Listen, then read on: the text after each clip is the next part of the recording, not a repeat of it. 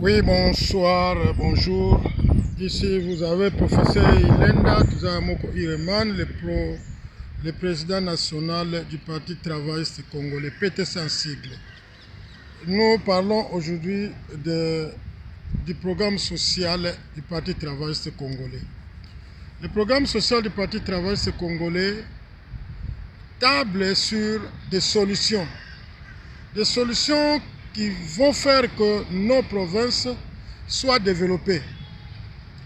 Ici, je ne rêve pas, mais c'est la grande question. On pourra nommer plusieurs gouverneurs s'ils ne tablent pas sur la question dont je suis en train d'analyser ici avec vous. Nul. On peut avoir des financements, on peut beau crier, chef de l'État, qu'est-ce que tu fais, tout ça, on peut avoir 15-20 chefs d'État. S'ils n'arrivent pas à résoudre ces problèmes, on ne peut pas. Et je viens ici, chez vous, comme ambassadeur, parce que on pourra avoir la volonté de le faire. Ce que je vais citer ici, on peut avoir la volonté de le faire, mais encore faut-il se poser la question si on est bien formé pour le faire. Vous savez que chez nous, nous n'avons pas des écoles qui forment les gestionnaires. Ça, je dois vous dire la vérité, surtout la gestion des ONG. Nous n'avons pas des écoles. Et alors que sur ce que je vais vous dire ici, vous trouverez qu'il y a l'implication des ONG pour espérer au développement, surtout intégral. Je prends le premier point. Sur le premier point, je parlerai du chômage. Dans notre programme, nous devrons lutter contre le chômage. Et pour lutter contre le chômage, il faut d'abord savoir qu'est-ce qui crée le chômage. On peut avoir 1000 raisons, mais la toute première raison, c'est l'incompétence.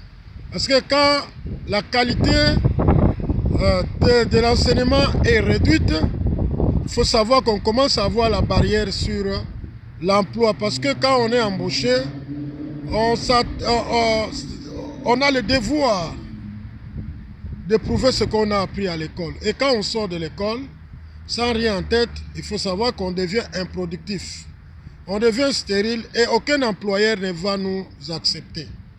Donc, c'est une grande question à résoudre. Nous disons ceci. L'incompétence dont nous faisons allusion, c'est quoi? C'est le paradoxe qui existe en RDC sur la compétence et la qualification. Les gens aiment plus la qualification que la compétence. Partout où vous allez, on vous parle de diplôme. Licencié, je suis licencié, je suis gradué, mais on ne peut pas défendre ce qu'on a eu pour devenir licencié. C'est le grand problème. Alors que l'employeur a besoin de ça.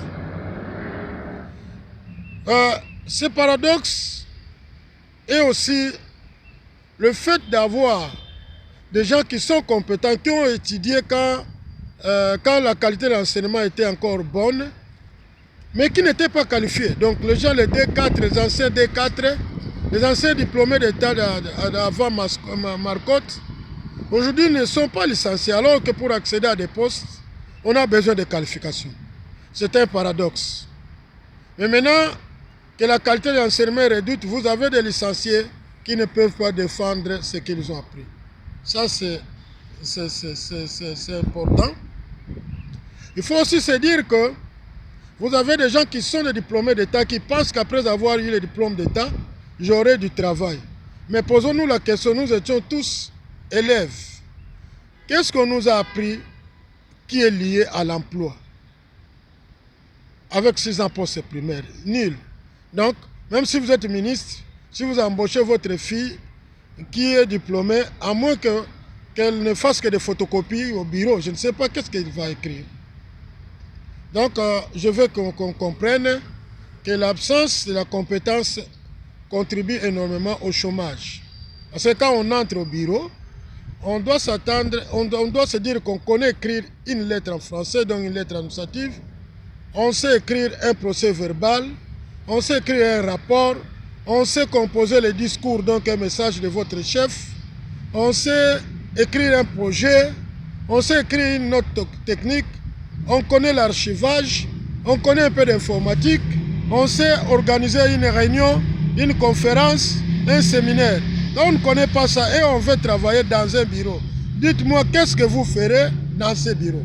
Voilà, l'absence de tout ça fait que partout où nous cherchons du travail, nous ne pouvons pas l'avoir. Et dans le combat contre le chômage, vous avez à la fois l'embauche, mais aussi la création de l'emploi.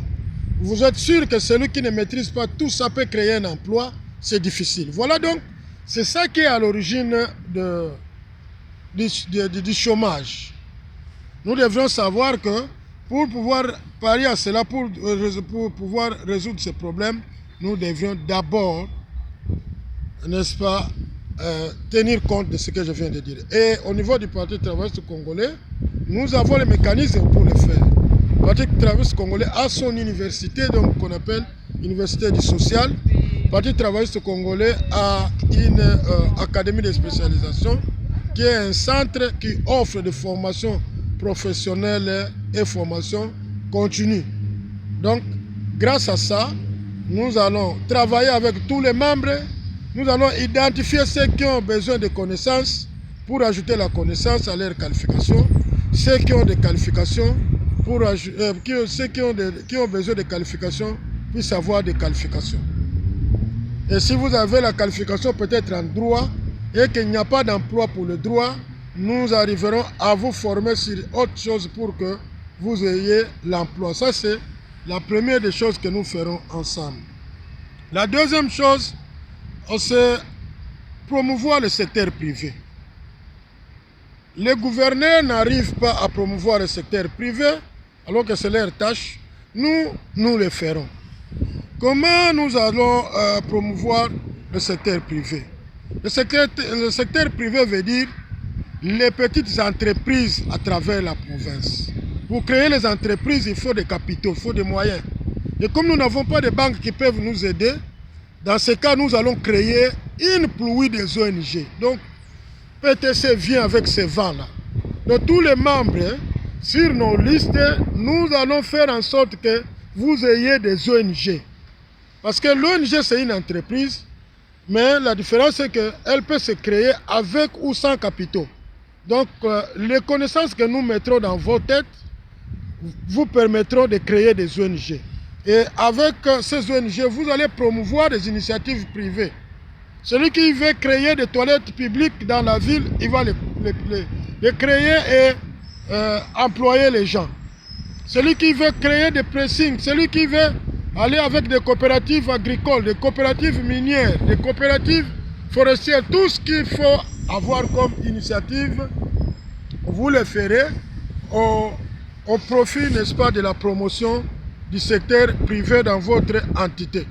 C'est ce que nous allons faire ensemble avec vous. Et pour y arriver, pour le faire, disons, nous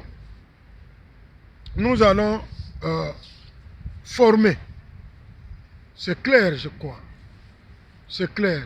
Nous devrons procéder à des formations pour pouvoir résoudre ces problèmes. Troisième chose que nous ferons, c'est la recherche de financement. Parce qu'après avoir créé des ONG, la question épineuse, c'est la création, c'est le financement de ces ONG. Et pour arriver, pour avoir des financements, vous aurez la formation. La formation qui vous permettra d'avoir le financement. Parce qu'il ne faut pas oublier qu'une ONG ne peut avoir le financement que quand elle est une ONG de qualité, une ONG qui est bien gérée et une ONG productive. Pour remplir ces conditions, il faut passer à la formation. Nous allons former tout le monde en gestion des ONG pour qu'ils deviennent désormais des consultants et capables de se lier aux autres organisations qui financent. Parce que vous savez que pour être financé, il faut d'abord maîtriser même ce domaine-là. Dans cette formation, nous allons envisager la maîtrise du domaine d'abord des organisations sociales.